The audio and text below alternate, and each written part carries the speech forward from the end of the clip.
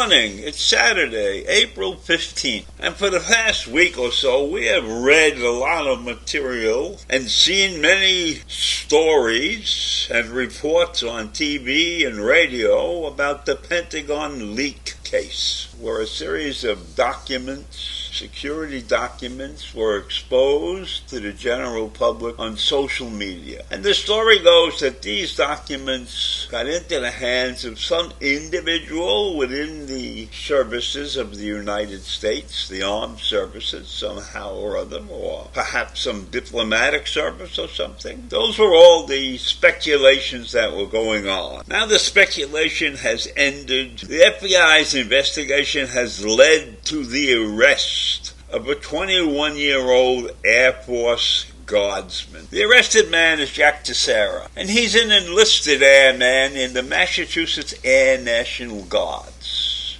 And according to his service record, which was released to the FBI on Thursday, he joined the Air National Guard in September of 2019, and his official job is Cyber Transport Systems Journeyman. That means he's a techie. He's one of my people. And he has access to all of these materials, and they haven't cited what security classification Jack had, right? But the job of a cyber transport system specialist is making sure that all the information that is required to move from one government location, from one military location to another, does so on time without any interruptions. These people are working on a vast, and I can't impress upon you how vast this global communications network must be. And it has to be watched very carefully, and it always has to be up and running properly. So Jack is not some disgruntled employee, not somebody who's looking to get even. According to people who knew him, he grew up fascinated with the military and guns and weapons. So it was no surprise to anybody that as soon as he could, that he joined the military. So that's his background.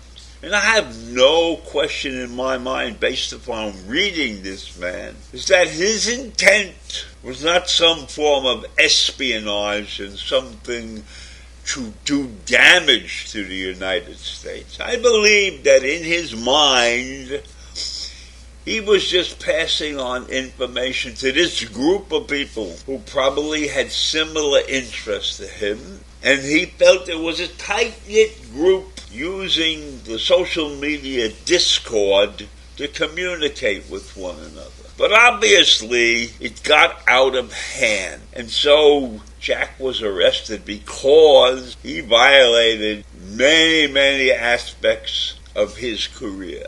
Now, one of the shocking things in my mind, because I never think about this kind of stuff on a regular basis, but this network that passes information back and forth between military installation, and it may be even from one service to another. I'm sure that the Air Force communicates with the Navy, and they communicate with the Army, and the other services communicate back, and that there are many people who are cyber transport systems journeymen. Jack is not alone. There's probably a whole group of those people helping out the transmission of these classified documents. And I'm sure the level of classification is not always top secret, but it does include top secret and probably something beyond top secret. So when you think about the immensity of this group of people who are responsible for transmitting this information from one computer location to another before it actually becomes legible on a piece of paper, it's a huge force. A huge force of people. And I don't know what the classifications of all these cyber transport systems journeymen is. But it certainly should be the highest possible classification. But I don't understand how anyone who's been in the service for 2 years and is 21 years old, and I would believe that that is probably a pretty good image for most of the journeymen in the service. I don't know how they could have earned any top secret classification with their level of experience.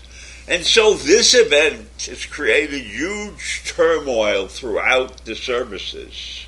Because now they are out there investigating every single journeyman, every single person who has access to these materials is now under investigation for their handling of those materials.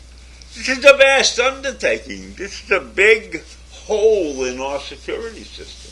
And maybe those documents were not as critical as one might think, but they were critical enough. And the mere fact that Jack belonged to this group that they had assembled, and that he was the leader of this group that was assembled on Discord every week. And maybe he was just showing off to his people and explaining to them the things that he did on a day-to-day basis. But it's a terrible situation because of the immensity of it, and because of the thought processes that goes on in the individuals in the services that are much higher up the ladder and haven't considered the possibility that all the information that needs to be transported has to be handled in great secrecy.